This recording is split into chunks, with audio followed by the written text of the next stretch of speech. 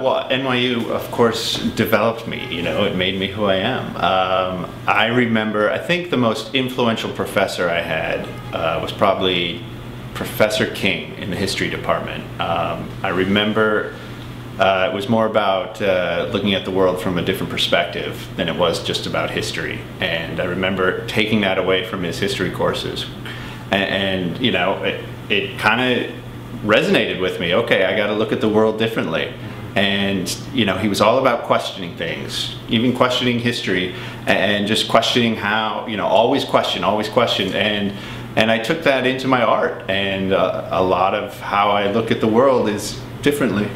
I remember Professor Gilligan out of the politics department was very influential on me, again, just on how you view society and things. What else? I remember many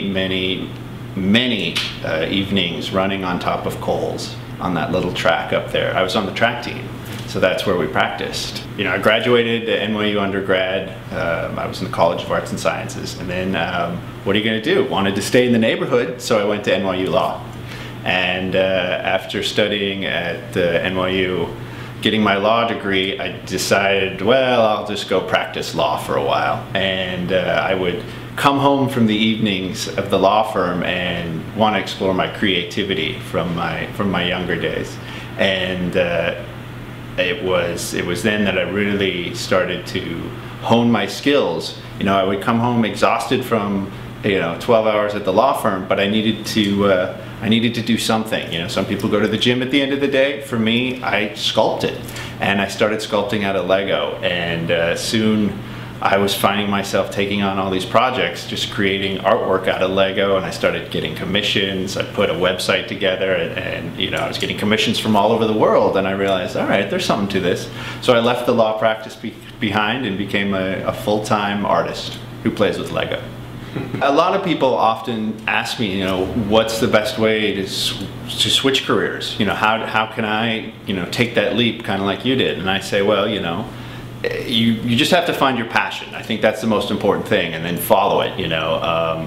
It was not a quick move. I didn't do it overnight. It took years of kind of, you know, figuring out what I wanted to do and could I make a living doing it. But you know, once you find it, you just got to go for it. I tell people, you know, if you want to go out on the street and sell clay pots, that's great, go for it, but be sure you take a pottery class before you do so. You know? So everything that I do, everything starts with an idea. I have to have that idea. So I carry around a sketchbook wherever I go. I'm often sketching different ideas and doodles and whatnot. And once I hone down that idea, I try and visualize it in my head what the finished piece is going to look like before I even put down that first brick. And there's a lot of sketching, and I sketch out on something called brick paper, which is, it's like graph paper that we used in math class, only instead of having squares, it has little rectangles the shape of Lego bricks. So I can use that as kind of a blueprint. And the building process it's slow because I glue each brick down as I go. I used to you know, create a sculpture, unglued, and then rebuild it again glued. These days I trust myself enough that I glue as I go. So each little brick gets a little dab of glue, and then I put the next brick down, the next brick down. So it's a slow process. You have to have patience in this job. But you know, eventually I get to a point where something recognizable is there, and just a lot of building. So a life-size human sculpture, you know, a human form, is going to take 2 to 3 weeks to complete. The process involves obviously different, you know, aspects where there are different challenges depending on the type of human form, if I'm trying to make it look like a specific person or just anyone. And it usually uses about 30,000 bricks.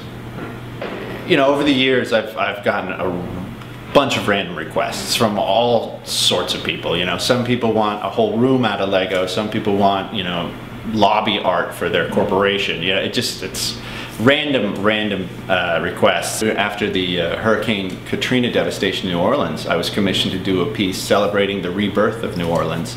One of the special things about that piece is that I used hundreds and hundreds of drawings from kids all over the country who had submitted drawings, you know, just in crayon, as to what they thought was important for rebuilding a city. So there was drawings of like hospitals and parks and schools and stuff, But you know, they're kids, they were drawn in crayon, and they're like a pink hospital and this purple school, and I use those drawings as almost literal interpretations for this sculpture. So you'll see these bright colors, and I did these buildings that are crooked with windows that don't line up because I wanted to kind of capture that childlike feeling for the sculpture.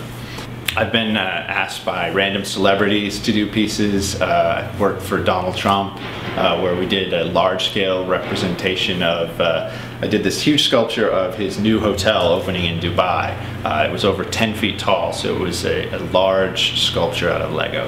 I've been a guest on Stephen Colbert and Letterman and random late night shows and daytime shows, which is always fun and exciting. I think one of the interviews I was most nervous for was the Colbert Report with Stephen Colbert, because he comes into my dressing room before the show and he says, "Hey, I just want to introduce myself. My name's Stephen. Just want to say I'm a fan of your work.